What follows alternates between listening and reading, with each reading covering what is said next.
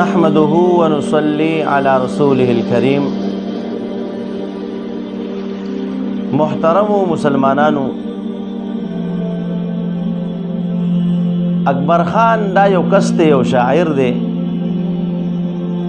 نو دا سا خبرې کړي دي او په هغې کې خلک خندولی دي او د دې دغه الفاظو نه څه بې ادبي معلومیږي د قرآن پاک.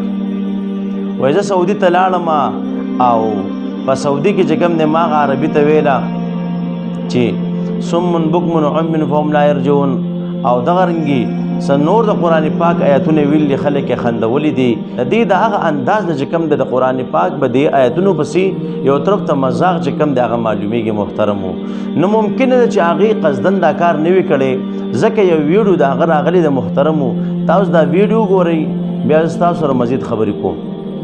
اعوذ بالله من الشیطان الرجیم، بسم الله الرحمن الرحیم. لا اله الا الله محمد رسول الله.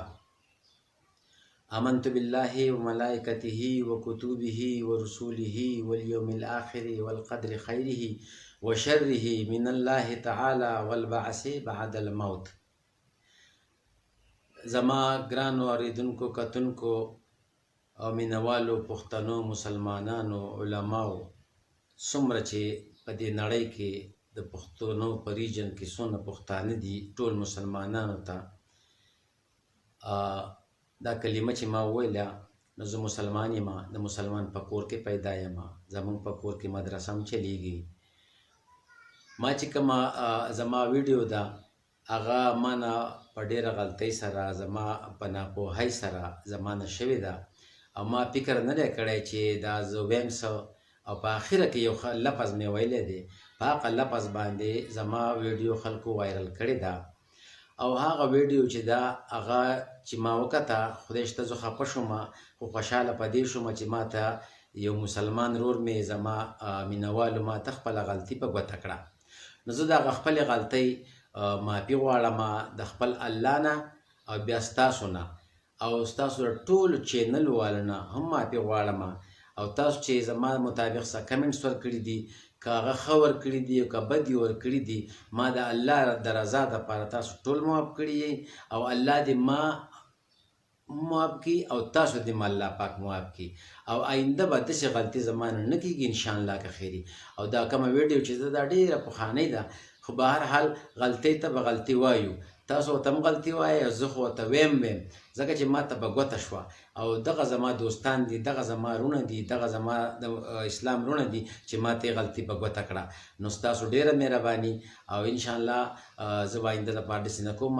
زما توبه ده د الله نه، او د الله نه معافي غواړم، بیا ستاسو نه معافي غواړم. که د چا دلازاري شوي، چا زړه ته ټیس رسېدلی، نو زه ترې معافي غواړم او ما معاف کوئ. او امید دی چې تاسو به داسې کوئ، ځکه چې الله پاک د 100 مړو او د 100 قاتلانو قاتل الله بخي که نه، نو چې یو انسان بل انسان معاف کړي، نو الله تعالی په هغه باندې 100 پردې واچوي. نو دا زما خواست دی چې زه معافي غواړم په خپل کردار باندې ما چې کوم کړی دی، او آینده به داسې غلطي زما نه کېږي. او په آخره کې زما دا خواست دی چې زما کومې ویډیوګانې چلیږي هغه تاسو مهرباني وکړئ د خپلو چینلونو ډیلیټ کړئ، او زما دا عرضي او دا معافینامه دا شیر کړئ چې د خلکو ته ورسي او خوشحاله هم شي، او زما هغه مداوه وشي د زړه هغه. او زه به ډېر په ټینشن کې یم، خفه شوی یم. نو الله دې تاسو نه خفه کوي، الله دې تاسو باندې داسې خبره چېرته نه راولي. د الله په امان، الله مو ښاد او آباد ساته، خوشحاله اوسئ.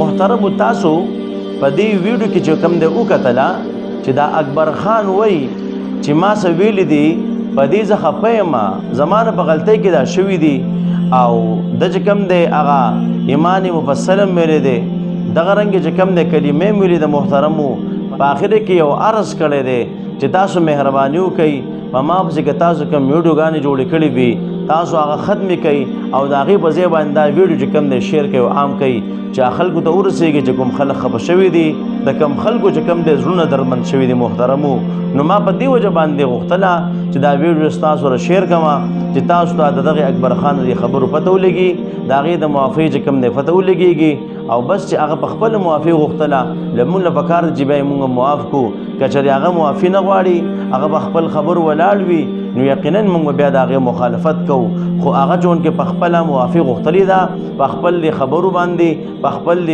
غلطۍ باندې چې کوم دی خپیمان دی نو محترم مونږ نه پکار دی چې مونږ دا معاف کړو نو الله رب عزت دې موږ له نیک عمل توفیق راکړي وما علینا الا البلاغ